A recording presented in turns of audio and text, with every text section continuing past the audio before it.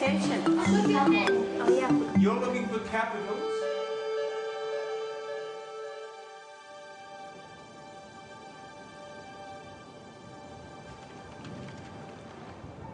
Eltham Green School in South London.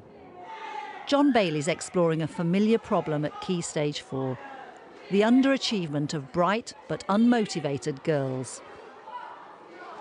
It's day 2, and he begins by looking at the girls' SATs levels from primary school and getting a grim reminder of how badly some of them are doing. Yeah.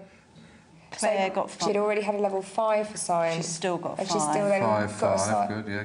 Lacey got 5. Lacey, still got 5. Brooke got 5, and she's got 5 there. So there's 3 who've come in at from primary school and have ended up at the same level. So between Key Stage 2 and Key Stage 3, end of Key Stage 3. They're the same. Well, yes. They've made no progress. OK. How clear would the girls be about their predicted grades and their actual grades? How dramatically and clearly can we present this to them? I think we've presented it to them at, was it the end of... When did they get their results? Because I can remember May, having a conversation with them in the group, and a few of them were quite depressed about the results, particularly Jess, but it was a shock as well to some of them. Yeah, you know, they're coming in with level 5s and levels from primary school. You know, there should be at least That's 6 good, isn't it? Yeah, 6 or 7. Fantastic. Yeah. Bailey feels he has work to do with teachers and students. First, he needs to see some of the girls to try and make them aware of teaching as a process. He's starting by finding out what Jess, Lacey and Louise think makes a good lesson. If you're underachieving, here are some of the things that we as teachers get told makes a lesson go well. Can we read us all them? It's not going to take long. The lesson goes quickly from one thing to another. The teacher likes me. Oh. I like the teacher. Oh, definitely not. The teacher is strict. Yeah. That's beautiful. Yeah, when you like there was never a quiet room. There's a lot of chit chat There's lots of chit chat. When the teacher is friendly. Teacher's friendly. When my friends aren't there. Now your job is, imagine a sentence that begins, I work better when. Cards where you think this is really true, I want you to pick the top 5 and put them over there, the bottom 5 and put them over there, and the middle 5 and put them in the middle. Stop, start again, button. Do you strongly, if I said, I work better when I can work with my friends, do you agree with that? No, you don't work better with friends, I do. It depends who it is. It's important to us, so we know how to do the stuff, but no one listens when there's a practical going on, we just run riot, so the teacher's friendly. Put it over there, don't worry about it. Yeah, but... I'll put it there then. No. There's group work over there. There's lots of chit chat. I could work with it. I can work better with it, but I could work without it. So put it there. Okay, so your top 5 are? Teacher gives good explanations. The teacher likes me. The subject is relevant. The teacher is friendly. There are regular reviews of my work. That's fantastic. At the same time, John's also trying to make the teachers more aware of what works best with the girls. Catherine Pope's Deputy Head of Science. She finds the girls very challenging and over the years has adopted a teaching style that minimises confrontation. I don't understand. The words that are underlined in the text, have you read this?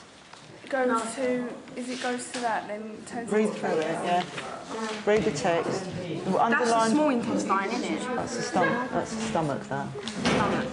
All the underlined words, you need to fill in labels. Do you know what you're doing? Have you read this? I'm reading it now. In touch with it. Let me come back and what to do. I'll be over in a second. So you teach another lesson right away? OK. Are you all right? Was that all right? Yeah, that's fine, You weren't suffering from too much? You can very easily have a confrontation with her. Yeah. But I don't want to spend time having a confrontation with her because it's not fair on the other kids. So Jess often, she did sit there, she didn't like it, so she's sitting at the back because there are 25, 30 children in the class, not just her. So rather than spending time arguing, and she doesn't respond, she will clash with you. So Jess, I find it's easy just to talk to and sort of encourage. And she's come back if she gets a detention, she will come back and do it. which is quite strange. Yeah, so there's some affiliation there. Yeah, she'll come back and do the work after school. Often she does more work after school than she actually does in the lessons.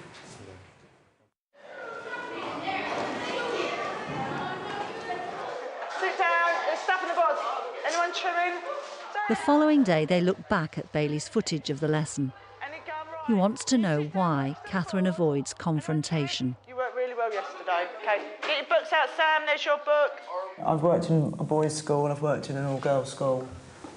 And the way you handle kids is quite different. And with boys, in an all-boys school, you can raise your voice and you can shout. But they sort of go, and it's fine. And even if you're sort of quite harsh with someone, they're fine the next day. They just get on, oh, hello, how are you? Whereas girls, if you shout at a girl, they'll get either stroppy or they'll start arguing back. Whereas boys generally don't do that as much. So what, with a girl you get a bit of a vendetta and a bit of a mouthful? You can tell someone off in a lesson or you can punish them for something and it will last. The grudge and the funny looks towards you can last for weeks. Barriers go up with girls. Yeah. And defences go up, and they can be confrontational. They're not with me, but then I'm not very confrontational with them because I've been there before with other girls like it. Stomach, gullet, stomach. Appendix. Jess, sit down. John wants Catherine to see the lesson from the start. He feels the solution really lies in some basic principles of teaching. Right, everyone, while we're waiting for everyone else, get your books, write those dates in your planner. That is your exam. Those are when the revision sessions are. And then the questions. So planners first, coat off please. Right, come in, take your coats off, get your book out. There are two things I'm interested about at the beginning of the lesson. One of them might have to do with what year they are. They're drib-drabbing in, and so you have to sort of settle them as they come in. You might think of giving them an activity on the desk so you can say, come in and immediately start matching that and that. And I expect you to do that lots of the time. So they come in and they've got something to do.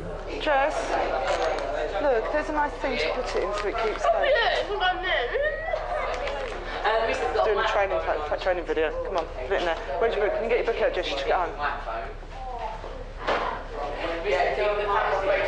Stefan, stay in your seat, you don't move. Take your coat off.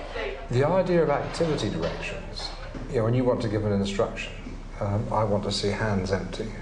I need people facing the front. I want a listening voice level. I'm going to do a countdown and I want it now. Are you able to do that with Year 10? No. Okay. Right. Shh. You need to write down, Andrew, put that umbrella away, otherwise I'll take it off you. Stefan, sit. So you've got a kind of feeling that they've grown out of basic behaviour management? Yeah. Okay. Right, I know you're late, please settle down.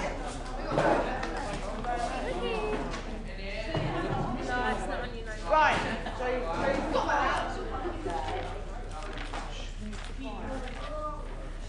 right, everyone listen.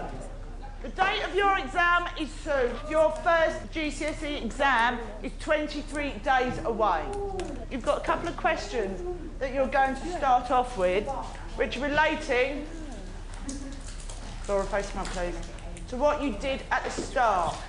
We teach children routines. So we need to do a starter to get you warmed up.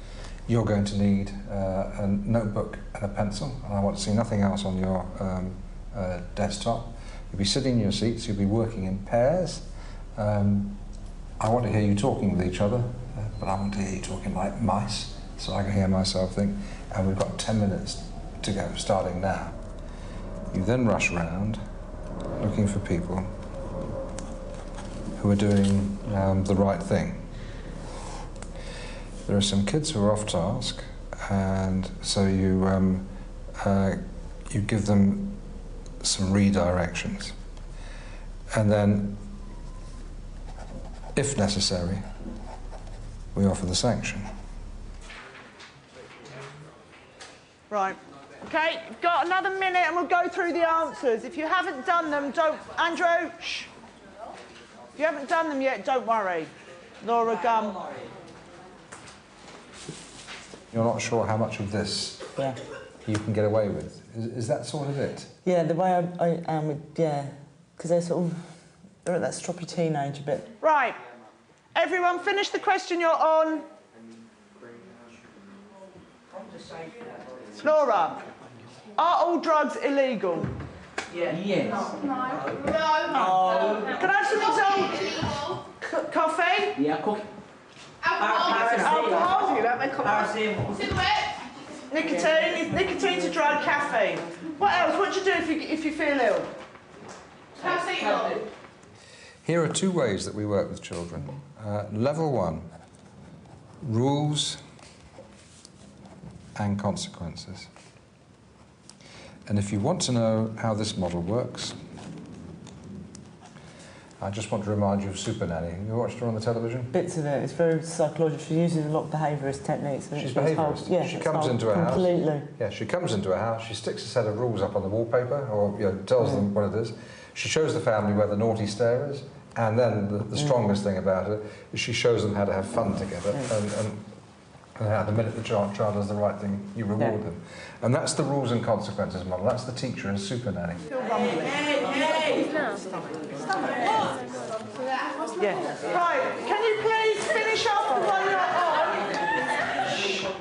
Because there are so many different arguments sort of about behaviourism and sort of ignoring and only praising. The behavioural theory is, if you're working with rats in a cage, you reinforce behaviour either positively by giving them a lump of cheese every time you do the right thing, or you reinforce it negatively by shocks and stuff by punishing the behaviour you don't want, or by ignoring the behaviour you don't want, and it leads to extinction. But it's very difficult to extinguish behaviour in a classroom, because if I'm Johnny the lad and I'm mucking around, I get an enormous amount of reinforcement from my peers. And the fact that you're ignoring it probably doesn't wash very much. The molecule, the enzyme, which one?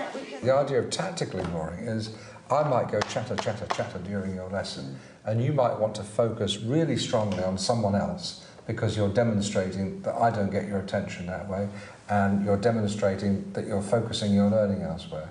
And so you may take that decision to ignore it, but you get hold of me afterwards and you say, John... Do that again. Yeah, John, I ignored that for 20 minutes in that last lesson because I was focused on working.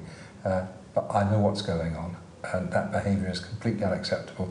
Tell me how you should behave during the lesson.